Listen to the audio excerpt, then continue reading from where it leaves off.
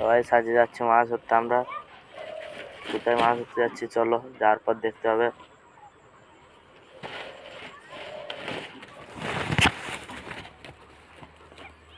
প্রথমে জুতোটা পরে নিলাম, আর যাওয়ার পর তালা দেবো, তারপরে যাব। যাওয়ার পর তালা দিয়ে চলে এসছি এই মুহূর্তে। এবার চলো, দিদিকে চাবি দিয়ে দিলাম, এবার আসছি। এটা আমাদের এখানে অন্নপূর্ণা ঠাকুর আছে, তোমাদেরকে প্রথমেই বলেছি। তো এখানে ঠাকুরের তৈরি হচ্ছে। এবার চলো, পুকুর পাড়ে চলে এসছি। আজ যে আমরা এই পাড়টাতে মাছ ধরবো, তো চলো দেখা যাক।